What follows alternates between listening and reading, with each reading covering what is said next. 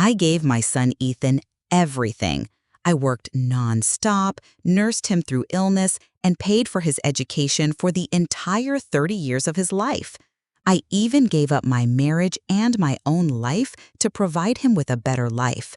His first reaction to learning I had lost my job was to threaten to fire me, referring to me as a parasite and a burden.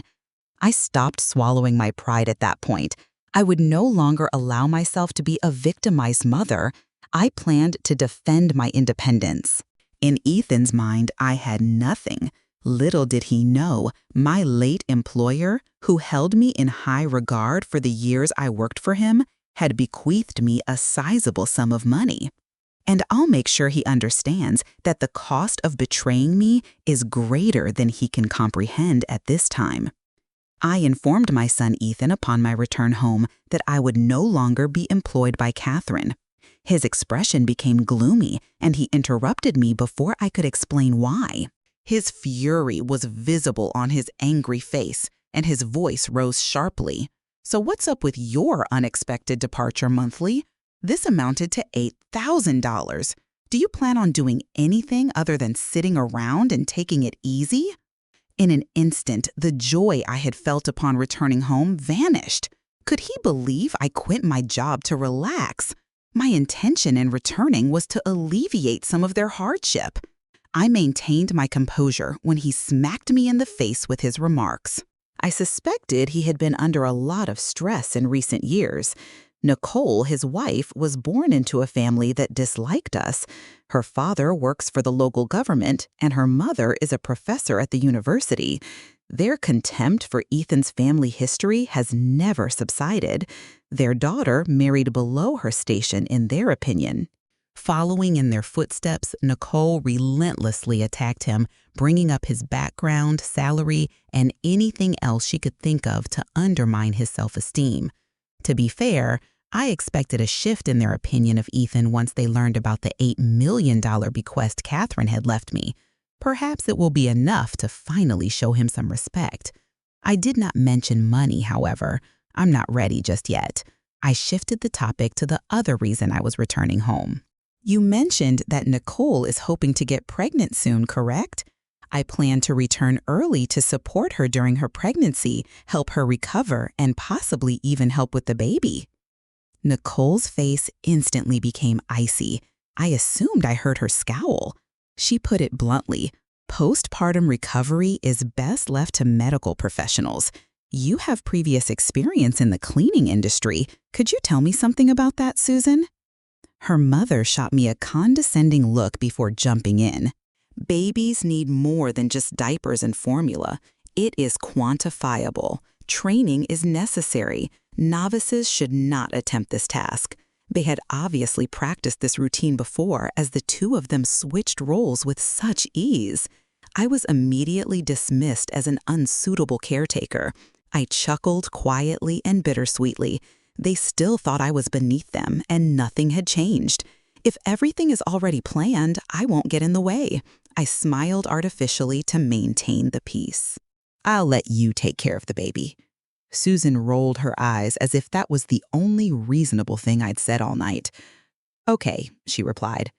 You will be responsible for paying the baby nurse and nanny. Hiring and coordinating will be my responsibilities. My jaw dropped and my chest tightened at the sight of that single line. My son Ethan dove head first into it, picking up exactly where Susan left off. It was a mistake for you to leave that job, Mother. The cost to us will quadruple very soon. You should actually do what you're doing. It became crystal clear to me at that point. They were always opposed to me going home for a break. All they needed was a steady source of income to support the household. They treated me like a walking A-team, but I was only a laborer. I became extremely serious. Now I am 58 years old. I think I need to retire and get some sleep. Are you out of work? Nicole chuckled bitterly. There is no pension for you. What retirement plan are you referring to? I was about to pass out from the intensity of her words. I'd been wanting to start a retirement plan for quite some time. I should have saved that money and helped you pay off your mortgage early as you all advised. Then you turn around to insult me. Nicole clenched her jaw and tossed her hair back. Your income was pitiful, which is why. Who advised you to get a loan for a home you couldn't afford? That was a poor choice on your part. While attempting to reassure Nicole, Ethan yelled at me. Okay, Mom. Nicole is making an attempt to conceive. She is already feeling overwhelmed. You should help out now that we're in a financial bind. You are doing fantastically well. Working for another 2 decades is well within your capabilities. Put off discussing retirement until you're 80 years old. 2 additional decades. A wave of grief that I couldn't describe made me freeze. They still saw me as nothing more than a money machine, despite everything I had done for them, every sacrifice, every hour worked, and every dollar earned. It was only then that I realized what it was. Claims of appreciation and respect were nothing more than empty promises to keep my job. Nicole was already Ethan's girlfriend in college. I relocated to another city and worked as a live-in housekeeper to save enough money to buy a house for them. This was my way of making their lives more comfortable while also appeasing Nicole's judgmental family. Despite not paying a dime, their names were the only ones on the deed. They promised me through tears that they would take care of me once our finances improved. You'll soon have the life you've always wanted. But now I know what they meant by the life I deserve, a life of endless labor right up until my body gives out at 80. I held back my tears, steadied my voice, and said firmly, I said, I'm retiring. That's final. No one gets to make that decision for me. Susan must have realized I was serious and worried I might actually stop supporting them. Her tone softened instantly. Look, it's not that we don't understand. You just have to be realistic. There's no spare room in the house for you. You can't expect to stay here forever, right? But I do have a compromise. I narrowed my eyes. Something about her expression made my stomach twist. I happen to know a wealthy family looking for a live-in assistant. Good pay, room and board included. You've done that kind of work before. It should be an easy transition. Nicole jumped in with a smirk. Perfect idea, actually. You could even help ease our financial load. Whatever you earn could go toward household expenses. Win-win. Right, Susan shrugged and added, You're not someone who really needs to rest anyway. Going back to work wouldn't kill you. Don't be so quick to say no. Just give it a try. If you do well, you might even get to stay long-term. My face turned colder by the second. I already quit. I'm not going back into anyone's house to work ever again. Susan's smile vanished. Her gaze shifted sharply, now calculating. Well, if you're really done working for others, fine. She paused, her voice suddenly airy but laced with pressure. There's a senior residence nearby. Good facilities, decent meals and lodging. You could apply for a work-based stay, maybe kitchen help, janitorial services, something to earn your keep. Nicole rolled her eyes and scoffed. Now that's more reasonable. You can't just live in a hotel and expect us to foot the bill. At least in assisted living, you'd be pulling your own weight. Stop expecting us to carry you. Rage simmered in my chest, but I forced myself to stay composed. I turned to Ethan. You really think it's acceptable to send your own mother off to scrub floors in a retirement facility just to keep herself fed? His eyes darted away, but he tried to keep up his rational act. Mom, be realistic. You've always said you wanted to be independent. Isn't this the most dignified way to do that? You support yourself, and we don't owe each other anything. And besides, he added, pulling out his phone, there's an open spot available right now. I already called earlier to check. You could move in as soon as today. Then, right in front of me, he started dialing the number again. I could hardly believe what I was witnessing. The child I had poured my entire life into raising was now so eager to shove me out the door like I was nothing more than dead weight. My hands trembled and tears streamed down my face unstoppable. Ethan, I gave everything I had to raise you. I drained my savings to buy you a home. And now at this moment, all you see me as a burden you can't wait to get rid of. Is this how you repay your mother? For a brief second, guilt flickered in his eyes, but it was quickly swallowed by rage. He kicked over my suitcase, sending it crashing to the floor. You think you suffered? That was your choice.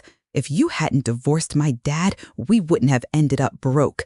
I could have grown up rich, and you ruined that. Let me tell you something, Margaret. You owe me for the rest of your life. I stood there in stunned silence, staring into his bloodshot eyes as a dull, unrelenting pain tore through my chest like a blunt knife, twisting slowly, slicing into everything I had left. He had no idea. The only reason I divorced his father was for him. If I hadn't walked away from that marriage, his so-called wealthy father never would have claimed him as his son. In fact, he might have been dumped into foster care, treated like a stray dog no one wanted. Every sacrifice I made, every choice, every tear was for him to have a chance at a whole life. But now, here he was, biting back like a cornered animal, blaming me for destroying the very future I tried so hard to protect. I pressed a hand to my chest, trying to steady the storm inside me, but the ache only deepened. All those years of devotion, of sacrifice, of love suddenly felt like the cruelest joke life could have played on me. Ethan wasn't my biological child. He was adopted. The first time I saw him, I was volunteering at the city's child welfare center.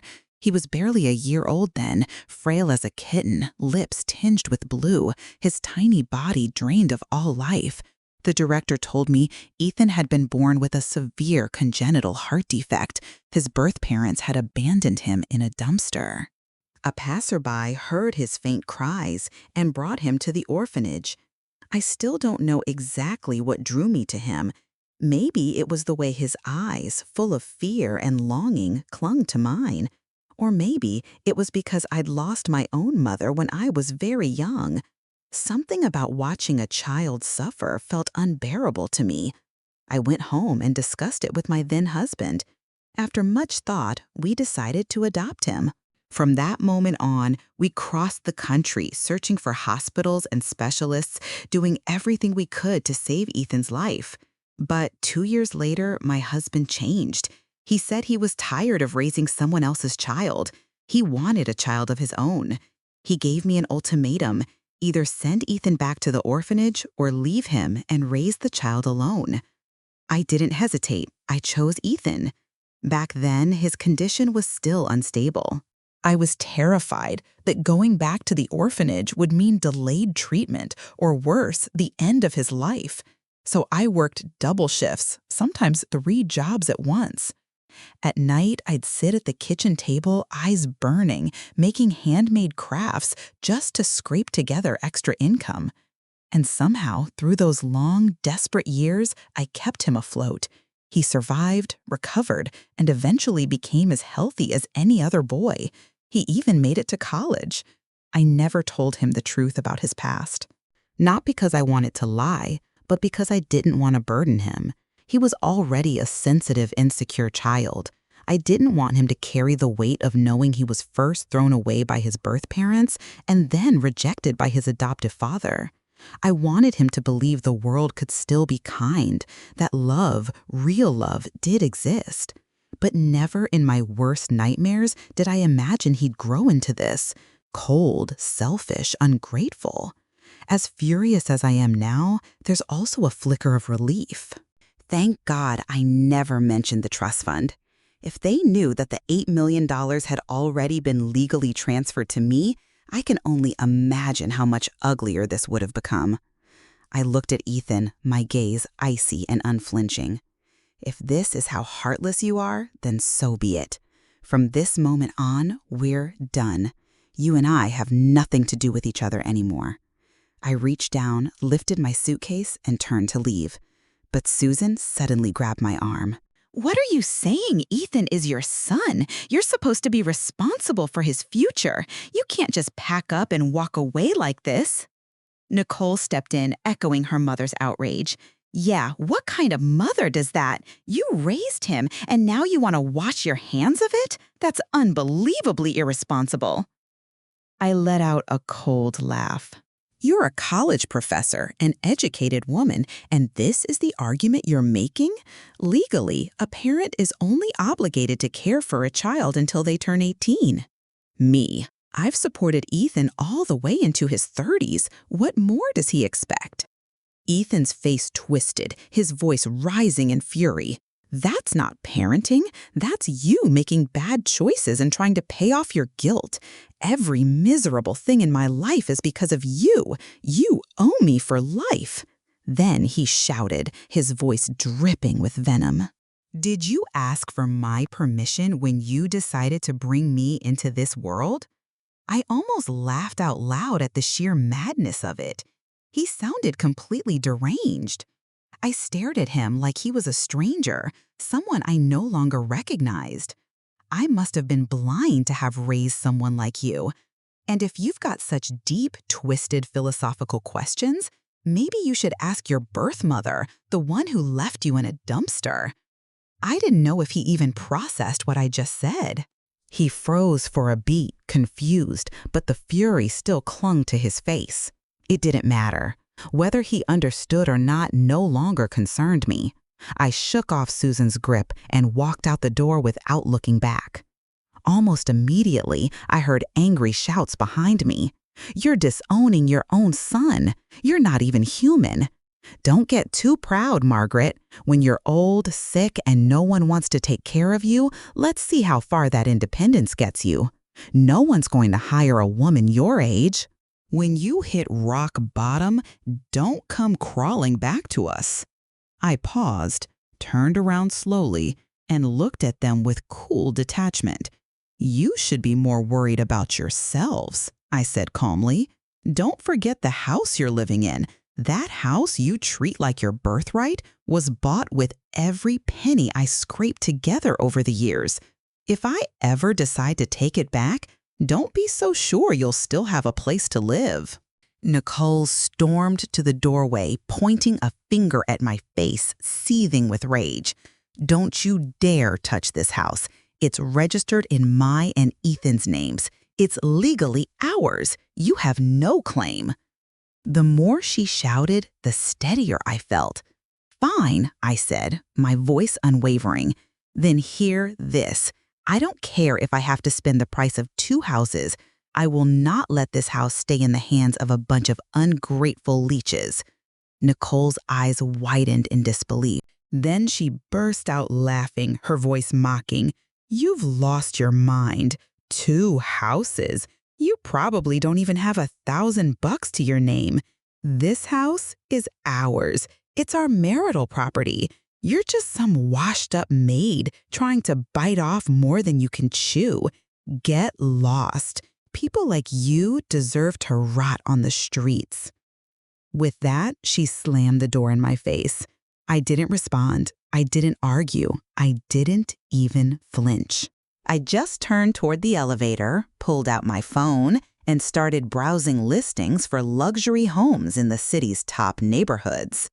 A bitter smirk played at my lips. If I didn't move into the best house in town, I'd be doing a disservice to the $8 million sitting comfortably in my trust fund. That night, I checked into the most exclusive 5-star hotel downtown. Then I contacted Catherine's private attorney and instructed him to initiate the legal proceedings to reclaim everything that was rightfully mine. In the days that followed, I lived in that hotel while diving deep into the city's luxury real estate market, researching properties, reviewing listings, and scheduling viewings. A week later, I had an appointment to tour a highly sought-after gated villa community. It was the most prestigious development in town. What I didn't expect was the sales agent assigned to show me the property. It was none other than Susan's niece, Chloe. The luxury real estate showroom was bustling with people. Despite the starting price of these villas being well over $1 million, the project's exclusivity had drawn a steady stream of prospective buyers. I had just stepped into the grand lobby when a young woman with long hair and a fresh, eager smile approached me. "Good afternoon, ma'am. Would you like me to walk you through the project details?" "Yes, please." "Could you start by showing me the model homes?" I followed her toward the display area, but we hadn't made it more than a few steps when a sharp voice rang out across the room. "Who's handling client screening today? Do we just let anyone walk in now?" I looked up. There she was, Chloe, Susan's niece, Nicole's cousin. We'd only met a few times, but she had left a lasting impression. Classic social climber attitude. The kind who drips arrogance in every word and move, constantly flaunting how she only dealt with high society clients. Before I could react, she was already striding over heels, clicking confidently, eyes full of disdain. "Margaret, what are you doing here?" I glanced at her coolly and kept walking. "I'm here to view a property. Is there a problem?" She immediately stepped in front of me, blocking my path with a sneer. "A housekeeper? You think you can afford this place? Don't tell me you're just here for the free coffee. I've seen plenty like you pretending to be buyers, just looking to snag some free snacks." People nearby began glancing over, whispering their expressions, carrying that uncomfortable mix of judgment and curiosity. Some even nod slightly, as if to say, "She's not wrong." The young assistant beside me spoke gently, trying to diffuse the situation. "Chloe, I'm not busy right now." "I can show this lady around." But Chloe shoved her aside without hesitation, eyes burning with contempt. "And who do you think you are lecturing me on how to do my job?" The girl shrank back, intimidated. Then Chloe turned and waved over two security guards. "You two, escort this visitor out of here." Now the showroom fell silent. All eyes were on us. I raised my hand calmly, stopping the guards before they could approach. "I came here to view a property." "On what grounds are you kicking me out? Where's your manager? I'd like to speak with someone in charge." I turned toward the crowd. "You're all here to look at properties too. Why don't you tell me if I have done anything inappropriate?" The guards hesitated. I wasn't backing down, and they clearly didn't want to get involved in something messy. Chloe stood with her arms crossed, scoffing loudly. "Go ahead, make a scene. Let's see how far you take this performance." Just then, a young man in a crisp white shirt approached quickly, wearing a polished, professional smile. "Good afternoon, ma'am. I'm Alex, the sales manager for this project. Is there an issue I can assist with?" Before I could speak, Chloe jumped in. "Alex, she's just here for the freebies. I was about to have security remove her." Alex frowned slightly but kept his tone courteous. "Ma'am, would you mind showing us some form of financial verification? As you know, this is an invitation-only showcase, and we do require proof of purchasing ability." Without hesitation, I pulled out a folder. They already verified my documents at the entrance. Chloe snatched the folder out of my hand and flipped it open dramatically. $5 million? Are you kidding me?" she shouted loud enough for half the showroom to hear. "She's a housekeeper. There's no way she has that kind of money." "I know her background better than anyone here," she added smugly. "This has to be fake. We can't let someone like her play us." Alex stood there frowning deeply, clearly caught in the middle. I didn't bother arguing. Instead, I took out my phone, opened my banking app, and held it up for them to see. The young assistant leaned in, counting softly under her breath. 10,000? Oh my God! Over 8 million? Gasps rippled through the crowd. People's eyes widened, no longer judging, now stunned, curious, even slightly in awe. Someone near me whispered, "Damn, she's got serious money." Chloe's face drained of color, cycling rapidly from red to pale green to ghost white. She looked like she wanted to vanish into the floor. But Chloe still wouldn't give up. She kept pushing, her voice sharp and stubborn. "Alex, that banking app on her phone has to be fake. There's no way she has that kind of money." Alex's face darkened, his brow furrowing deeply. "Chloe, that's enough." Then he turned to me with a composed, respectful tone. "Ma'am, I truly apologize. This has clearly been a mistake on our part, and we'll handle it appropriately. I'll assign our most experienced client manager to assist you right away." I waved a hand lightly, offering a calm smile, then turned to the young woman who'd greeted me earlier. "No need. She's perfectly fine." "Very professional. I want her to show me the property." Alex looked slightly uneasy. Actually, she just started and is still in training, technically. I was only worried she might not have enough experience. "But I like her," I said firmly, leaving no room for discussion. "I'm buying the house today, and I want to do it through her." Alex nodded, immediately flustered but eager. "Of course, absolutely. Monica, make sure you take excellent care of our distinguished guest." Chloe stood off to the side, her face stiff, her lips twitching with suppressed frustration. She watched me walk away, seething, then muttered under her breath, "Just a glorified errand maid pretending she's somebody." I ignored her completely and pointed to the scale model at the center of the showroom. "I want to see this one," I told Monica. The moment I laid eyes on that villa, I knew. Soaring ceilings in the living room, a spacious backyard garden, and a sunroom spanning over 200 square feet. Most importantly, it was fully furnished and move-in ready. "I'll take this one," I said without hesitation. "Let's get the paperwork started." Monica's eyes lit up with excitement. "Ma'am, are you sure you don't want to tour a few more options? I'm free. I'd be happy to show you others." "No need," I replied. "This one is more than enough." She could barely contain her joy. "Ma'am, this will be the first sale I've ever closed. You're my lucky charm." We headed to the signing area, and as I reviewed the paperwork, a low murmur started behind me. Damn, she just signed without a second thought. 150 grand, didn't even blink. Money talks, huh? That's what real wealth looks like. "Don't be fooled," someone muttered. "Didn't Chloe say she's just a housekeeper? Probably flashing around her employer's money. These days, even servants know how to put on a show. Bet she's just parading around with someone else's credit." Seriously, what kind of employer would trust a maid with that kind of cash? Millions.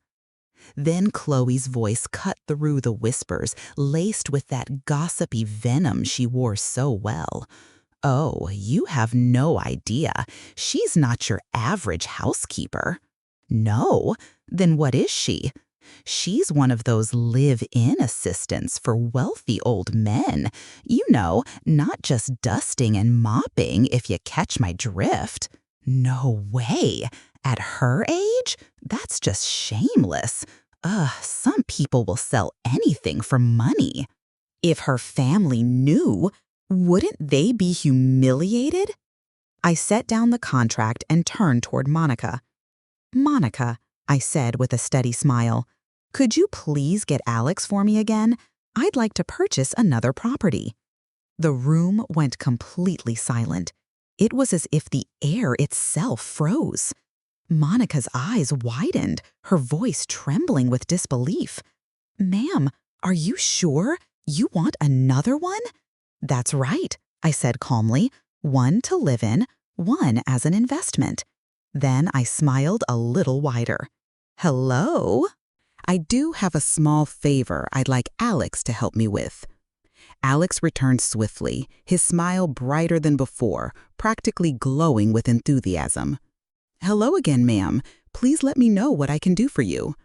I've confirmed the purchase of the first property, I said. I'm ready to sign the contract, and I'd like to add a second unit as well. But I paused, my tone turning cold. I expect your team to address the inappropriate behavior of certain staff members. Alex's smile faded. His gaze swept across the room and quickly landed on Chloe. Chloe, he said sharply, are you causing trouble again? Apologize to the client, now. Chloe lifted her chin defiantly, refusing to back down. Why should I apologize? I only told the truth. She used to be a housekeeper, one of those live-in types who caters only to rich old men. And don't look at me like that.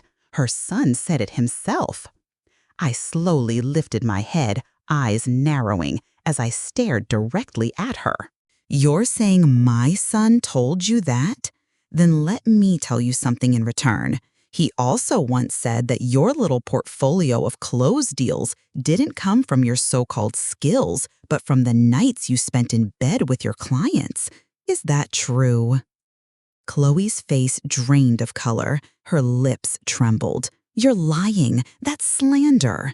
Oh, didn't you just slander me a few minutes ago? Now you suddenly understand what defamation means. I turned to Alex, who immediately picked up on the cue. His expression turned grim. Chloe, that's enough. Security, escort her out of the building. And as of today, you're terminated. Chloe panicked. Tears welled up in her eyes, spilling over. Alex, I wasn't lying. She really used to be a cleaner. But Alex's tone remained firm. You've violated company conduct policies in a very serious way. Your employment is terminated effective immediately. I raised my hand to stop the security guards from moving. Hold on, I said calmly. She's not going anywhere just yet. She publicly defamed me, and I'm not letting this slide. Right then and there, I took out my phone and dialed. Hello? Yes, this is the police department. I'd like to file a report for defamation and public harassment. 10 minutes later, 2 officers arrived at the showroom. After hearing my account and reviewing the incident, they issued Chloe a formal warning and made it very clear. If she didn't offer a public apology, I had every right to press legal charges. Cornered and shaking with rage, Chloe finally mumbled through clenched teeth. I'm sorry. She shot me and Monica one last hateful glance before storming off, her eyes burning with envy. Especially when she saw Monica preparing to close the second sale, the same Monica she'd looked down on just an hour ago, now the star closer of the day. By the end of it, I signed contracts for both properties and paid in full without so much as a pause. Monica stood by my side, eyes shimmering with emotion. He could barely get the words out. Ma'am, I can't thank you enough. I've been working here for 3 months without a single sale, and today, 2 units back to back. You're honestly my miracle. To show her gratitude, she insisted on personally arranging deep cleaning and move-in prep for me. I gladly accepted. For the first time in years, I felt truly light, as if all the humiliation, resentment, and bitterness had been swept away like the dust outside my new villa's doors. That evening, just as I returned to my hotel, my phone rang. Then, so what the hell did you do to ruin Chloe's job? Her whole family is coming after us now, demanding answers. How do you plan to fix this? I answered breezily, let them come. That's your problem now. Didn't I already tell you? We're done. I owe you nothing. You stirred up trouble and now expect us to deal with the fallout? That's not right. That made my blood boil. Trouble? Are you kidding me? Chloe defamed me in public. She brought it on herself. The police were there. You think they just showed up for fun? If this turns into a bigger mess, don't think you'll walk away clean either." Ethan went quiet for a beat. When he spoke again, his tone had softened noticeably. All right, let's just move on. By the way, there was that hesitant tone and that calculated shift in interest. So, Mom, who's your new employer? Really? They must be seriously loaded, and they seem to be treating you pretty well too, huh? I laughed silently to myself. There it was again. He sensed the scent of money and he was sniffing around like a bloodhound.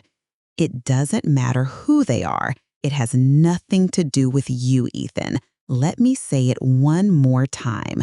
We're done for good. And with that, I ended the call and blocked every single number from him, Nicole, and their entire family. But what I didn't expect was that just a few days after moving into my new home, I ran into someone I hadn't planned on seeing again, Susan. That afternoon, I was at a high-end piano showroom downtown, browsing options for a grand piano. I had just settled onto the bench, ready to test out the keys, when the front door swung open and a flurry of footsteps echoed through the space. In walked Susan, surrounded by her ever-present circle of socialite friends.